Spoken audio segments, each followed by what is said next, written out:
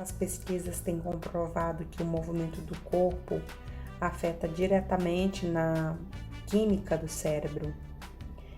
Quando uma criança, por exemplo, perde essa conexão com a parte superior do cérebro, uma sugestão que os autores dão para que a criança encontre esse balanço entre a parte superior e a parte inferior do cérebro é fazer com que a criança se movimente. E aí eles citam um exemplo de uma criança, é um menino, o nome dele é Kale e ele tem 10 anos. O Kale, gente, ele está na 5ª série e ele chegou um dia em casa, ele estava totalmente arrasado, se escondeu no quarto dele, de trás do sofá lá do quarto dele, aquele puff, né?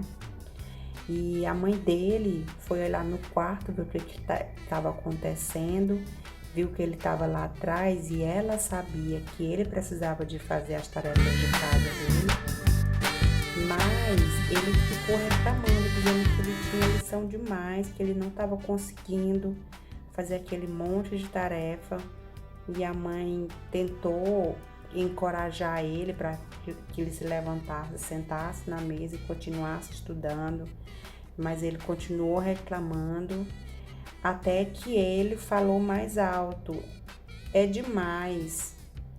E a mãe dele se ofereceu para ajudar, mas ele se negou a aceitar a ajuda dele e de repente, gente, ele saiu do quarto correndo, desceu a escada abaixo, saiu pela porta de entrada da casa e correu.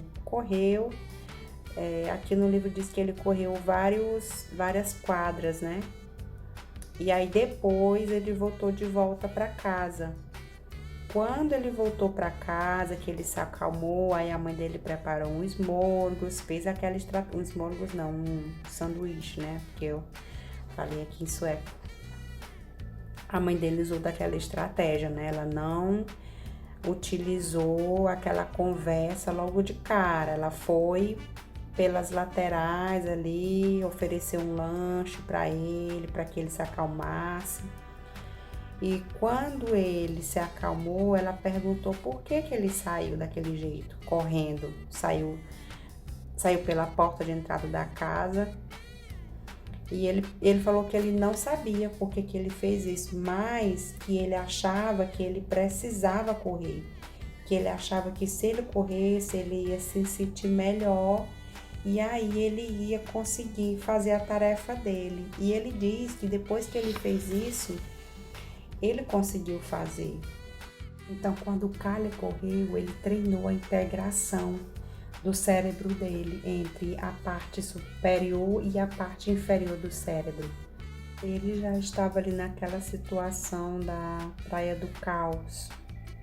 Se você não chegou a ouvir sobre a Praia do Caos, eu recomendo que você volte nos outros podcasts para você entender sobre essa teoria da Praia do Caos. Então, os esforços da mãe dele não ajudou ele a ir para a parte superior do cérebro, mas quando ele deixou o corpo dele funcionar, quando ele ativou todo o corpo dele, começou a haver uma troca no cérebro dele. Depois de uns minutos de atividade física, ele se acalmou, porque, gente, a amígdala dele começou também a se acalmar.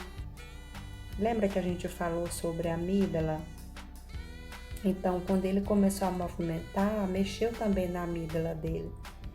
E aí, a parte inferior do cérebro começou a interagir com a parte superior do cérebro.